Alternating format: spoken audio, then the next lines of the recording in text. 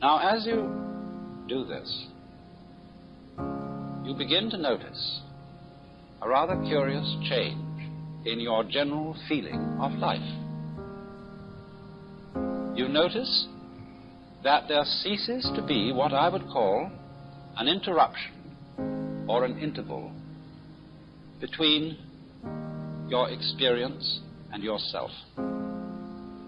You see, in our ordinary way of using our minds, the chronic sense of strain, the chronic attempt to think about and make sense of what we are feeling, is what we call our ego.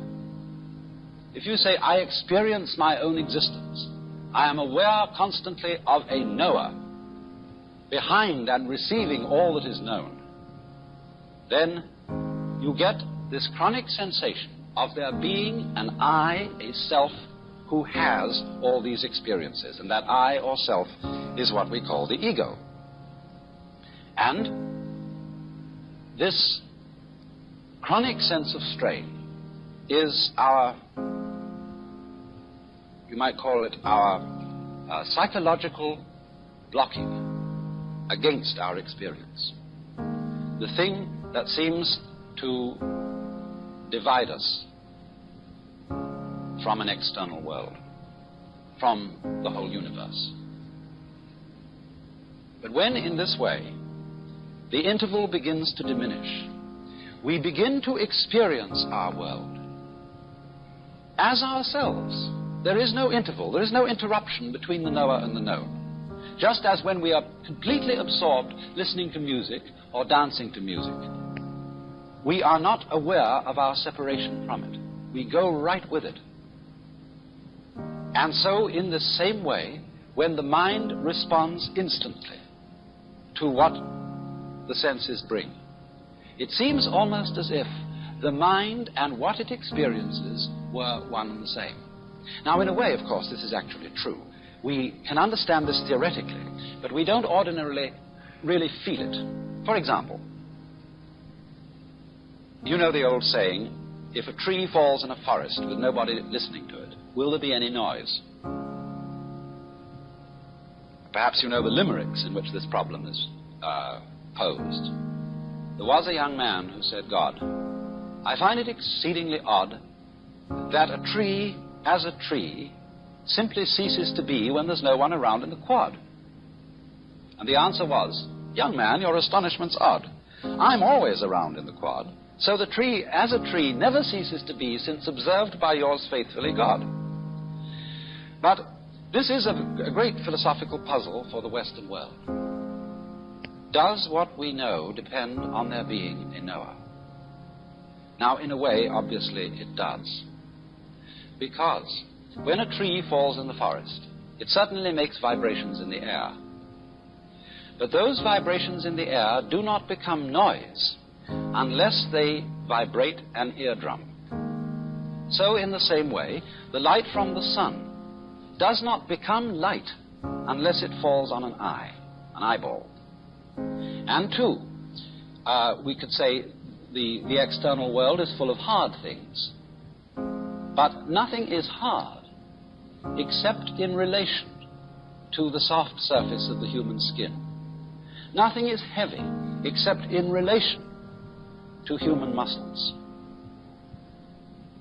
So if there is not a human organism, the world does not appear to us at all as having any of the characteristics which we attach to an external world. In other words, we could say, the sun is light, but only because of eyes. Rocks are hard, but only because of soft fingers. Falling rocks are noisy, but only because of sensitive human ears. We cannot form any idea at all of what the world would be like without an observing mind.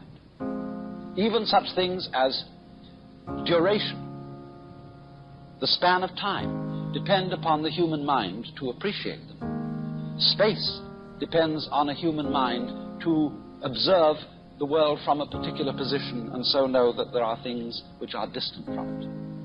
Without this mind, there could not be any world that we could think about or conceive or imagine in any way whatsoever. And so this shows in a very clear way that our mind and the external world go together.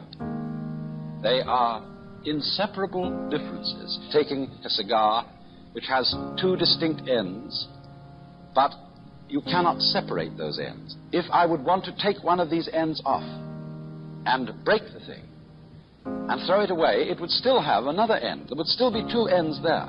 I could never get rid of the situation of it having two ends. So you see that although the two ends are different, there is just one object. And so in the same way, although there is a difference in a way between the knower and the known, between man and the world, nevertheless, these two go together, and they are fundamentally inseparable. And therefore, when our consciousness is responding instantly, without any interval or interruption, without any, shall we say, stopping to think about it, then we have a situation in which we are actually realizing, we are actually feeling the true physical relationship which exists between man and his environment. And this we could call the experience of oneness or unity with the universe, which is the function of meditation. Now, I think it's not difficult to see some very obvious values in this. Because, well, if we live entirely in a world of thought, all the things that we pursue in life tend in a way to become arid and unsatisfactory because we are living in an abstract world. In other words, nobody in his senses is going to eat a menu instead of dinner. Nobody in his senses is going to try and get a satisfactory diet off dollar bills. And yet, you see, dollar bills and menus stand in the same relation, on the one hand to wealth, on the other hand to dinner, the same relation in which thought stands to reality. They represent it. They symbolize reality, but they are in no sense substitutions for it. Yes, you can do a great deal of things if you have a lot of dollar bills, but unless you exchange those dollar bills into real concrete worth, they are of no value to you. And so in the same way, if we try to live in the world of pure thought, we begin to feel a strange, unsatisfactory quality to the world. And this living in pure thought is not something that is only done by, professors and intellectuals and thinking people. Perfectly ordinary people often live in the world of pure thought. As, for example, when we pursue certain goals in life, when we say, I want to be successful, I want to be happy, these are really abstractions.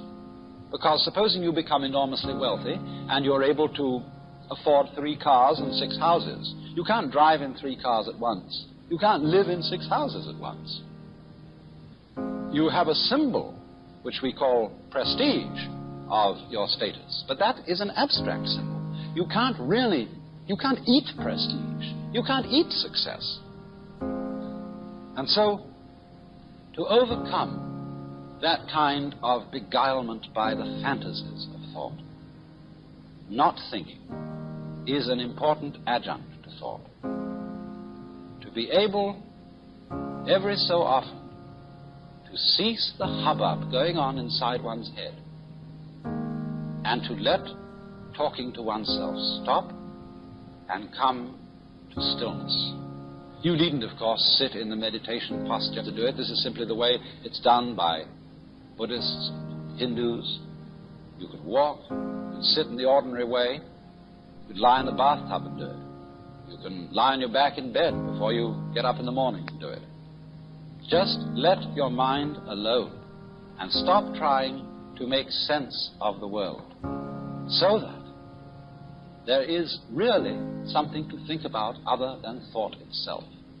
It's like if we wrote books about nothing but books. This is, I'm afraid, what a great deal of scholarship is. Books about books about books. So in this way, through meditation, we come to that kind of profound peace which is exhibited in the faces of the Buddhas. I remember particularly some words by Lafcadio Hearn, in which he gives a marvelous description of the whole attitude which these faces represent. Each eidolon shaped by human faith remains the shell of a truth eternally divine, and even the shell itself may hold a ghostly power. The soft serenity, the passionless tenderness of these Buddha faces might yet give peace of soul to a West weary of creeds transformed into conventions, eager for the coming of another teacher to proclaim, I have the same feeling for the high as for the low, for the moral as for the immoral, for the depraved as for the virtuous, for those holding sectarian views and false opinions, as for those whose beliefs are good and